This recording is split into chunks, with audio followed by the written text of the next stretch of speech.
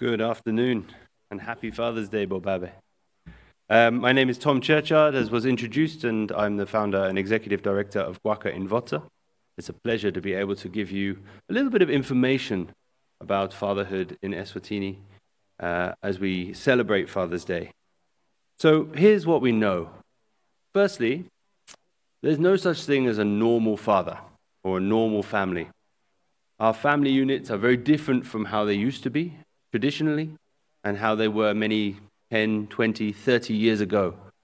A modern family unit is not as we would imagine it, with a biological mother and a biological father and their biological children in the same house.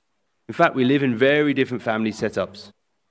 We live in step families, adoptive families, single-parent families, maybe grandparent-led families, or children that live with aunts and uncles, older siblings, and sometimes even children that live with themselves, or by themselves. And so we need to change our narrative a little bit on what it means to be a typical family unit. Although we can aspire to it, and it is proven to be the best environment for a child to grow up, it's not often an aspiration that we achieve in many of our lives. 1 in 5 children here in Eswatini live with their biological mother and their biological father under the same roof. In fact, it's much more common to live without one or both of those parents, or live in a situation where somebody else fulfills that fatherhood role, than to live with your biological father. In SA, we know that 70% of young people live with a man of some kind, but only 34% live with their biological father. So even in comparison to South Africa, we have more fluidity, more broken homes than our neighboring country. If you look at the men who are involved in some of the Kwakha Indvodza's programming, we recently did a study and found that 82% of new and expectant fathers who were in our programs were not living with the mother of their children. 82%. And only 17% of those men were actually married.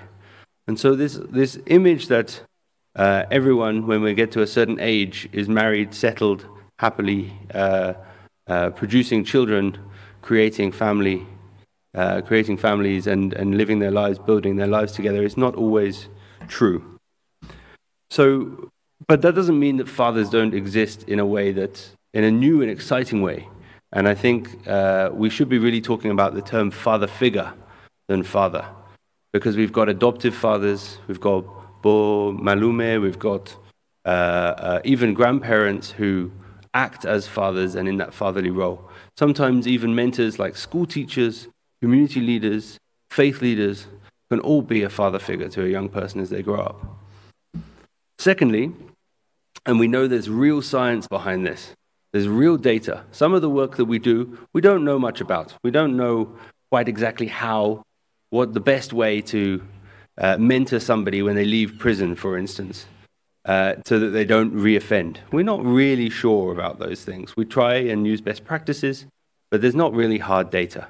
But in terms of fatherhood internationally, there is data to suggest that when somebody grows up in a house with a positive father figure, they are far more likely to be a success in life. Those children are far more likely to grow up to do better in school, to avoid crime, to ensure that they don't get dependent on prescription medication, drugs or alcohol, to ensure that they make responsible life decisions, and that they in turn will end up having relationships that are positive, equal, peaceful, and that they can be fit and full members of society. Thirdly, we know children listen. Just because we said children are to be seen and not heard doesn't mean children don't see or don't hear. They do. When we ran a Babalotofo letter to my father competition in 2020 and 2021, we got hundreds of entrants from all across the country, young people writing a letter to their present or sometimes their absent father. And in those letters, there were real emotional memories, recollections, and insights from young people as to whether their father was present and active. Many of them were thanking them and thanking God for that figure in their life. And many of them also were lamenting and criticizing their father for being absent, for not being there, for not being present or positive. And so we must expect that children are learning, seeing, and copying our actions. And to think anything different is fantasy. We have a saying at Kwakha Indvodza that says, keep the best, change the rest. We're not saying that everything about the way that we have grown up and we have been raised is wrong. We're saying that we need to reflect on some of those practices, some of those ways that we were raised, and to decide which ones we would like to keep and which ones we think that we would think is better to change and to amend as we go forward with our own journey through parenting. Lastly, childhood experiences are lifelong. When we speak to people, and you'll hear some of the staff and the partners who work with us today under our Babalot Kopfo program, we see that when we ask men, fully grown men, sometimes men in their 50s, to remember their own childhood, it's very easy for men to do so. It's not always happy recollections and not always good recollections, but everybody can remember. And this shows us that childhood experiences stay with us for our entire life. And in fact, they influence all of our decisions after childhood. When men are positive and present in the house, when we are seeing the men that we want to celebrate today through Father's Day, we are creating a next generation, a generation that won't themselves be bullies, that won't themselves be violent, that will respect women and children, and that will be the best future leaders of Eswatini. And then lastly, when I wanted to wrap up this situational analysis, I thought that I would investigate a little bit about how positive fatherhood also affects men, because it sounds like we're asking a lot of men. And in fact, we're asking men to do lots of different jobs, to wear lots of different hats. So I started to look into studies that showed the benefits of fatherhood on men.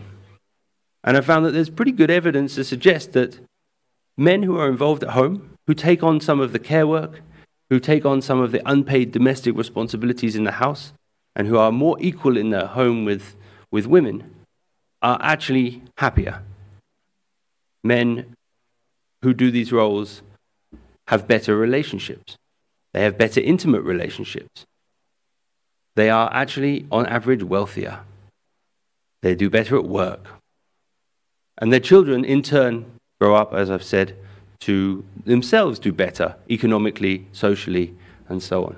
And so that when these parents become older and reach old age, those children can better look after the parents in their retirement. And so there is a holistic benefit for men to be more involved in the house and to do more than just earn money. We have a responsibility as parents to earn money, both men and sometimes women too, increasingly women too. But that's not where our responsibility ends. And I hope today we're going to talk a bit more about how we can do more to improve the early childhood development, the emotional intelligence, and the social adjustment of the children who, as I've said, will become leaders of this country in the next decades. So thank you very much for the opportunity. I'll pass you back to Elfa.